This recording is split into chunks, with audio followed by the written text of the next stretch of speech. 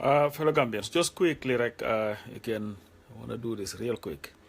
In Nyebdemba, we've heard the press conference that was organized by the Minister of Finance, Mr. Amadou Sane, to discuss Jammeh's criminal activities, definitely, to bring it in the open to all Gambians.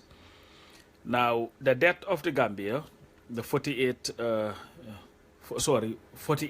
billion dollars, I think that's what it was, is something that we have heard of for a very long time.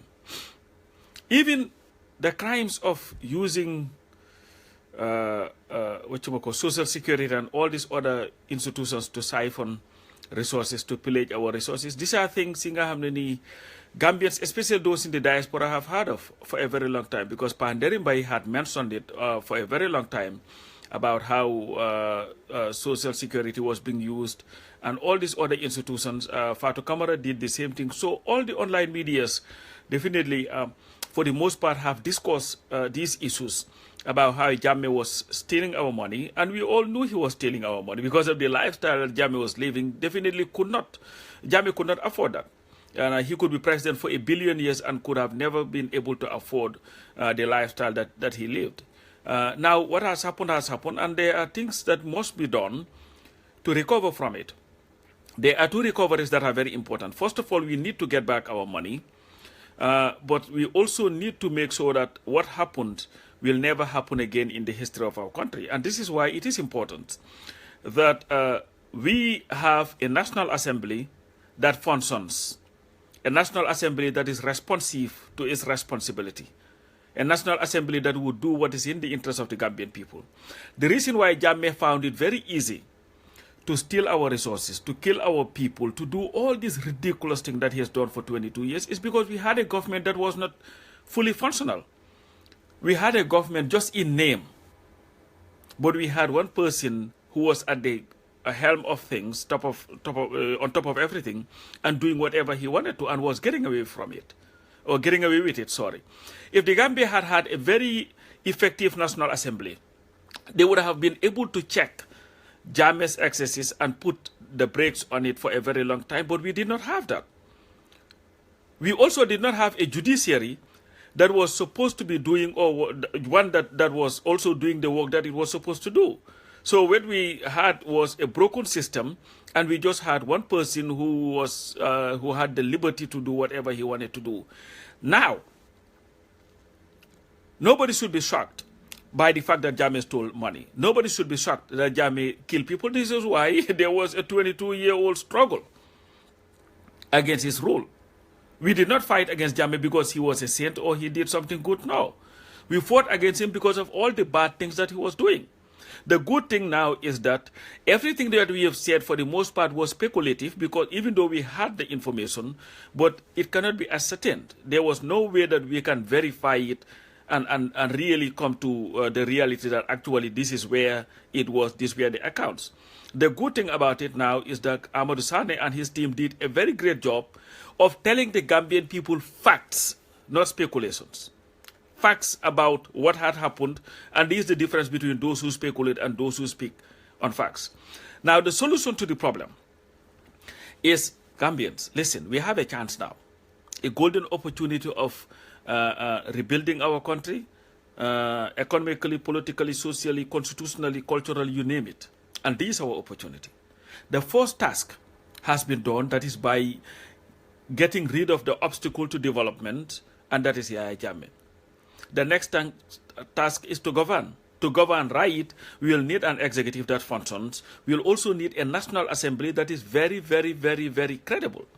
And this is why, again, I am appealing to Gambians to pay attention to the National Assembly. Let's elect people who are capable of scrutinizing the government so that we will not have a repeat of what Yaya Jammeh did. Let's not take this lightly. These revelations yesterday has given us all opportunities to take the National Assembly very, very seriously.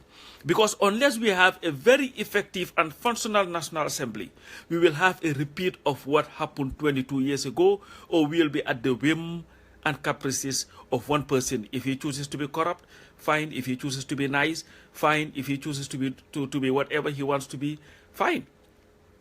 But we must make sure we have a very effective National Assembly. And this is where, again, I'm calling on all those Gambians who are competent enough in that country and qualified to run, to make it their duty to run. Let's run for the National Assembly to make sure that the subcommittees in the Assembly will be doing the job that is necessary to scrutinize the government. We will not have these ridiculous things that they have, or the subcommittee, whatever they call it, will come there, you come and present your books, and these incompetent people who may not even understand the financial implications of what you said. If you speak good English, oh, that was very good, thank you so very much, you go. But we need people who are competent, who can scrutinize these issues and know the facts and make sure that the loans that are entered into, because according to our country, all loans that are taken must be approved by the National Assembly. So then it is important to have people who understand the implications of loans that we take and how we are paying it. Because you cannot have a debt. The domestic debt of our country constitutes almost 56% of GDP. That's nonsense. And these whole findings, thank you, Pata, for reminding me that, these whole findings is nothing but a preliminary examination of Jammeh's crimes. So we have a chance to solve our problem. And again, I'm calling on everybody to pay attention. Because the most next important thing is to make sure we have a National Assembly that will rewrite our laws, that will scrutinize the executive and the judiciary, that would work in the interest of the Constitution and laws of our country. And again, to the coalition, I know you're also happy about ministerial positions, that we hear very little about the National Assembly elections. If you guys are not interested in running for the National Assembly, let us know, because there are a lot of Gambians who are willing to run. But I think it is important, because of the agenda that you want to put in place before the Gambian people want to at least see come to reality. It is important that the National Assembly be contested on the coalition ticket.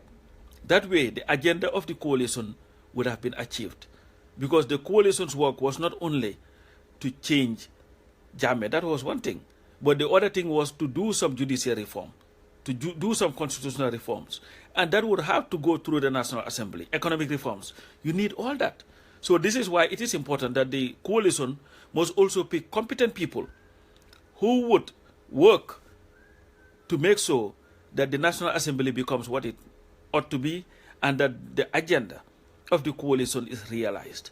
But I'm also urging all other competent people, if you don't want to run for the coalition, wonderful, run as an independent, run for GDC, but for God's sake, we cannot have what entailed for the past 22 years. We do not need a rubber stamp National Assembly. What we need is a National Assembly of competent people who are patriotic enough to put the interests of the Gambia before their personal interest. And again, fasten your seatbelts. It's going to get rockier, because more revolutions will come. Imagine, we are talking about 48 billion debt, almost, I don't know, 2 billion or whatever stolen. I don't know the amount. It's just ridiculous, too much. But imagine the people who've been killed. And when that thing starts coming out in the open, how they were murdered, how they were killed, how they were buried, and all that. The women who've been raped. These are all going to come in the open, because we had a monster who was at the helm of our country for 22 years and doing some very brutal things. So again, let's brace for more revelations, and very, very bad things will come to light. But together, we'll be able to overcome whatever it is that Jammeh had done bad to us and to our country. But again, thank you also very much. And let's get to work and elect competent people in the National Assembly. That way we'll start the rebuilding of our country, because the fanfare must come to an end now. We have a lot of work to do. and that includes electing good people in the National Assembly. Thank you all guys so very much.